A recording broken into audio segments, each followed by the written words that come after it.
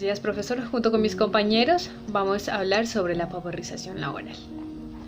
Las discusiones que cada vez se generan alrededor del trabajo, de la formalización y entre la contratación directa de los trabajadores y la tercerización, se evidencian tensiones que muchas veces son posiciones como las ideologías y a su vez tienen que ver con los cambios profundos, que hace referencia a las grandes economías que sufre un país, forzando de esta manera a que muchas personas se vean sin muchas opciones laborales, claro está, que le permiten vivir medianamente con dignidad en Colombia.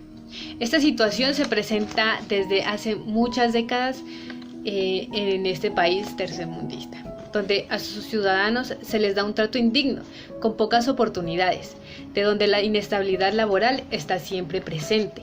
No es solamente en la calle donde los colombianos batallan contra el hambre y la subsistencia, sino también se ve reflejada en las grandes empresas con las multinacionales que han monopolizado a Colombia, consiguiendo así mano de obra más barata, dando a los asalariados que compiten con unas horas de trabajo mal pagas sometidas al capitalismo neoliberal de la economía de un mercado, bajo la mirada cómplice de los políticos, claramente está, de turno.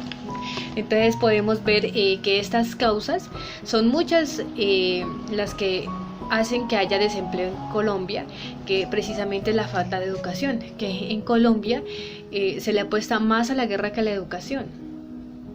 El mal manejo político de los recursos del Estado también está. El conflicto armado, que es un factor demasiadamente importante y a su vez muy profundo, que es complejo de transformar, ¿no? Es diario a diario que se vive esa transformación y esperemos que en algún momento se pueda hacer la paz total. Y bueno, hay otra que también está, que es el manejo de la influencia de los grupos económicos más poderosos de este país, que son aquellos que toman las decisiones a nivel económico, porque son dueños de una gran industria comercial de aquí en Colombia. Y hay otra que es demasiado importante sobre los medios de comunicación, que muchos medios que son tan influyentes a las personas, que son los encargados de brindar la información, pues siempre lo hacen según su criterio, manipulándolo a su conveniencia.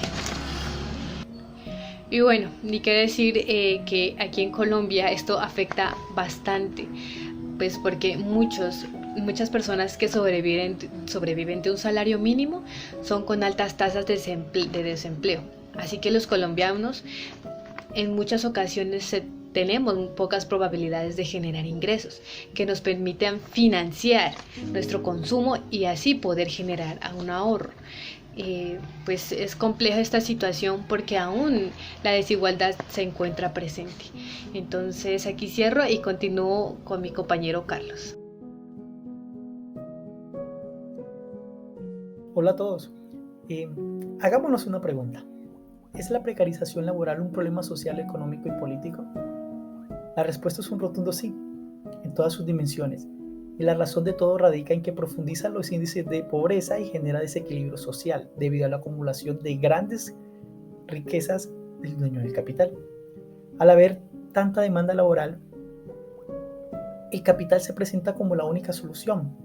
Por ende, puede ofertar bastantes condiciones paupérrimas, lo que hace que en medio de necesidades el trabajador se vea en obligación de aceptarlas, impactando su economía de manera negativa y convirtiéndolo en un esclavo del sistema.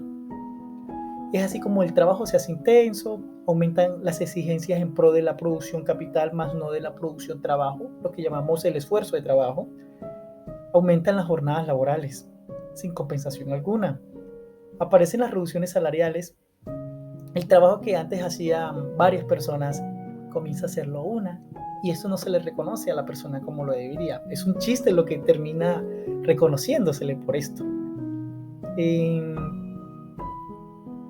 Ocurre lo que llamamos plusvalía en este caso.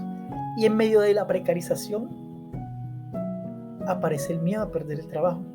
Y de manera voluntaria el trabajador acepta estas condiciones que, aunque ilícitas, terminan siendo legalizadas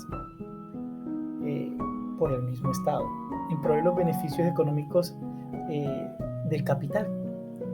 Un ejemplo claro de esto es la tercerización de contrato, el pago de unos recargos nocturnos que antes se hacían a partir de las 6 de la noche, pero que ahora se realizan a partir de las 9 de la noche.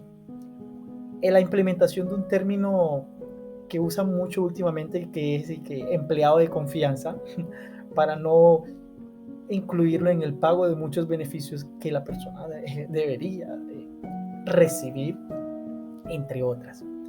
Con respecto a la participación de los medios, se puede decir que si la información fuera leal, podrían contribuir a la transformación y fortalecimiento de una democracia mayormente participativa y justa, lo que implicaría para las corrientes conservadoras una amenaza a su estilo de vida. De allí que estos grupos de comunicaciones llegan a ser controlados por grupos capitalistas y el Estado mismo. Los medios argumentan que si dedicaran a producir y ofrecer información veraz, con sentido crítico, no les alcanzaría para adquirir los beneficios. Por consiguiente, ofrecen productos no informativos, poco veraces, consumidos en una gran cantidad por un público ocioso, adormecido, entretenido y nada crítico. De esta manera se patrimonializa el derecho a la libre expresión, se adoctrina al público con falsa información y se termina colonizando el pensamiento y las acciones autónomas o colectivas. No hay ética en los medios de comunicación. Y aún más cuando grandes grupos capitalistas han comenzado a adquirir estos medios de comunicación articulándolos para su beneficio y ocultando la verdad de muchas cosas que ocurren en este país, entre eso es la precarización laboral. Todo con el beneplácito del Estado. Son pocos los medios independientes que brindan credibilidad en la información, pero no es fácil reconocerlos, aún más cuando se tiene un pensamiento ya por muchos años colonizados por telenovelas, realities, noticieros, poco éticos y profesionales.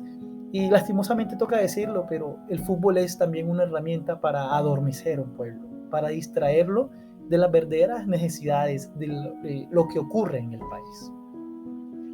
A continuación, mi compañera Jennifer Castro les hablará sobre el panorama internacional de este problema, que esperamos que en este nuevo gobierno alternativo pueda llegar a tener un cambio significativo en pro de los trabajadores y de su esfuerzo laboral.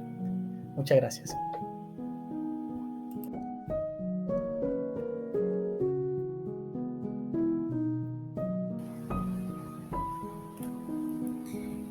El panorama internacional. El panorama internacional se agravó y alertó a las organizaciones mundiales durante la pandemia del COVID-19. En América Latina y el Caribe, la ONU asegura que hubo un retroceso de 30 años gracias a la pandemia. Esto agravó la situación de la pobreza y el desempleo.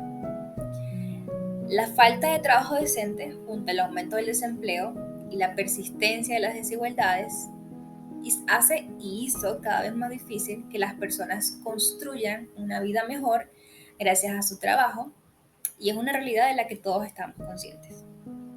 Mundialmente tenemos que 500 millones de personas no tienen un trabajo bien pagado y suficiente. Además, tenemos el factor de la pobreza como causa y consecuencia directa de esta problemática. En la actualidad, más de 630 millones de personas ganan menos de $3.20 diarios, es decir, que el 19% de todos los empleados no han ganado lo suficiente para subsistir ellos mismos y sacar a sus familias de la pobreza. Y aunque la situación es más evidente y preocupante en América Latina y el Caribe, hemos visto que incluso los países de altos ingresos tienen una creciente de empleados que están frecuentemente sujetos a contratos inciertos, bajos ingresos e informalidad. En total, según datos confirmados por la ONU, alrededor de 2.000 millones de trabajadores en todo el mundo están empleados de manera informal, lo que representa el 61% de la fuerza de trabajo. Ahora bien, conociendo todos estos datos y toda esta información, nos ponemos a reflexionar un poco y pensamos, ¿qué se propone? ¿Qué proponen las grandes instituciones y organizaciones? Bueno, La ONU, por su lado, ha puesto en marcha y propuesto un proyecto para el desarrollo sostenible. En este podemos encontrar en el objetivo número 8 el de promover el crecimiento económico inclusivo y sostenible, el empleo y el trabajo decente para todos. Y aunque el pasado 7 de marzo la vicepresidenta general de la ONU afirmó que no estamos en camino para alcanzar estos objetivos de este proyecto para el 2030 en América Latina y el Caribe, asegura que aún tenemos esperanzas. Pero analizando todos estos datos y toda la problemática, viviéndolo en carne propia, entendemos que la esperanza no será suficiente frente a todos estos grandes desafíos estructurales, como lo son las desigualdades extremas, la baja productividad, el alto nivel de endeudamiento, el desempleo y la alta informalidad, que se han profundizado y afectan a las mujeres, los jóvenes, las poblaciones más vulnerables, como por ejemplo los indígenas, los afrodescendientes, los migrantes y los refugiados. Es decir, aunque todos los esfuerzos puestos por las organizaciones son considerables, hace falta un largo camino por recorrer, en especial en Colombia, y hace falta un cambio radical tanto en la estructura económica, política y social para así mejorar las condiciones de todos. Muchísimas gracias.